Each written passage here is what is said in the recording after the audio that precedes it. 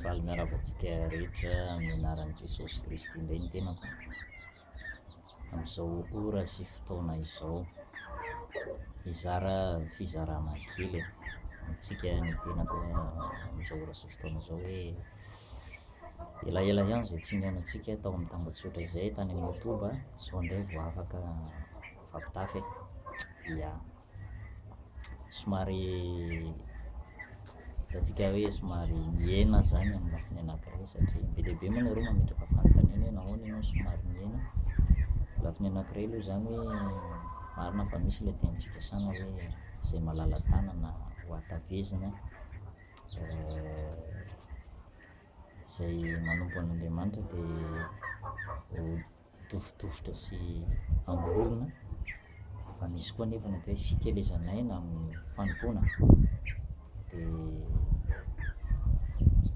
mafimafy ny asan'Andriamanitra izay natao dia tsy maintsy tafalatsaka tany anatin'ny vavaka sy fifadikana sy alimbavaka, dia somary miena, tsika hoe somary latsaka kely zany. Zay aloha zany eo ihany, fa ny hafatra tiako ambara zany dia hoe manoloana ny zavatra rehetrarehetra izay misy amin'izao andro farany izao. Zavatra rehetrarehetra inona moa zany izay hita amin'ny masontsika, renesiny sofintsika ary mandalo amin'ny fiainantsika. Toa mankivy izy ireny, toa mitady ampiverin-dalana, toa mampivala-ketratra, dia manaova tahaka ny fanorantenan'ny Natanaela. Natanaela dia nanana fanorantena personnel mihitsy izy, tsy niaraka tamin'ny be sy ny maro fa izy rery no nihaona tamin'ny tompo isa-maraina eo ambanin'ny hazo avy avim-bazaha. Hitan'i Jesosy teo izy, ianao nge hozy Jesosy hitako foana eo ambanin'ny hazo avy avim-bazaha mivavaka. Dia manaova tahaka izany tsy hoe ratsy akory ny miara-mivavaka amin'ny maro, fa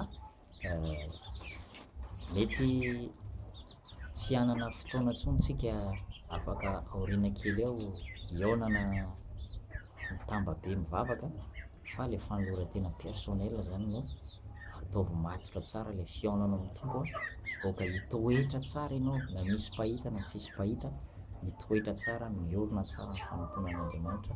Dia izay no tena zava-dehibe. Dia rehefa miorina tsara ianao dia manampy ny tompo ary indrindraindrindra arovany ianao, tehiriziny amin'ny fahasoavanao, tehiriziny amin'ny fahasoavana ianao. Zay zany tena zava-dehibe, ianao sy ny tompo ihany. Anaram-piangonana zany tsy mahavonjy zany, ny fanarahana pasitera zany tsy, za tsy mamporisika anao mihitsy hoe manaraha pasitera na hoe ndana makany an-tendrombohitra na ohatran'izany, fa fanorantena anao manahoana ilay famonjena zay niraisinao, zay tena zava-dehibe, fa tsy ilay fihetsiketsehana. Be dia be mantsy ny zavatra ataon'ny olona, ilay fihetsiketsehana indray zany no tena betsaka mibahan-toerana. Ilay fihazakazahana mamonjy conférence, mamonjy séminaire, makany an-tendrombohitra manao fihetsiketsehana anatiny fa ilay tena fanolorantena sy ilay fitoriana ilay tena famonjena sy fitazomana an'ilay izy no tsy ampy. Zay zany tia hamporisika anao mihitsy hoe mora ny nandray ny famonjena fa ny miazona azy sarotra. Ka zay no tenako aminao hoe ataovy izay iorenanao tsara ao amin'ny tompo, fa tsy mora izao lalan-danitra izao, sarotra izao lalan-danitra izao. Raha mora ny lalan-danitra dia tsy 1/1000 ny makany amin'ny 1 makany an-danitra dia ny 1000 makany amin'ny elo, fa mifamadika tamin'izay. Zay ilay fahitana hitan'ilay olona anankiray hoe raha misy hozy izy olona 10 makany amin'ny elo dia olona 1 ihany makany an-danitra. 1 ihany amin'ny olona be dia be ny makany an-danitra, fa ny 10 makany amin'ny elo.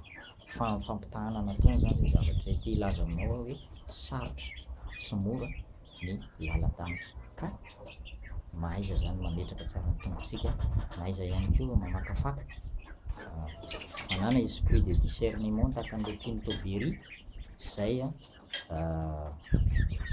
nanadihady foana izy ireo rehefa misy toriteny, rehefa misy hetsika ara-pivavahana, rehefa misy fampiatsoana amina toerana anankiray hoe misy fivavahana, misy tena sabata miavaka, alady miavaka, fahagagana mirarakopana, de mandinika foana izy ireo hoe tena ara-baiboly tokoa ve zany zavatra misy eo zany sa tsia. Zay no mahatsara an'le mpino tahobiry, na izany tokoa na tsia, nandinika ny soratra masina isan'andro izy ireo izy na izany tokoa na tsia, zany hoe mandinika izy zany hoe ara-baiboly ve ty zavatra miseho ty sa tsy ara-baiboly, inona no ambaran'ny soratra masina mahakasika ty zavatra ty. De zay zany no tokony ataontsika am'izao andro farany izao fa efa miaratsy zao fiainana zao, efa ho avy Jesosy de aoreny tsara ny fanoloran-tena.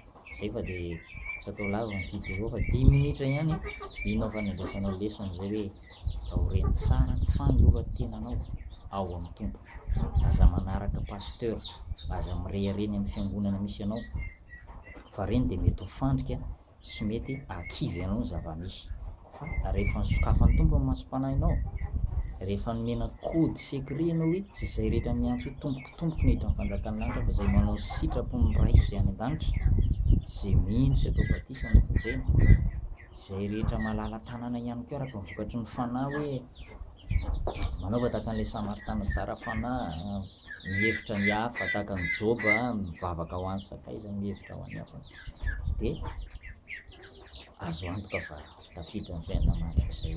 Zay zany fa de fampitondram-bavaka hatramintsika, zarazarao ny vidéo, sixième ny page-tsika ary paoka i abonne foana, zay a.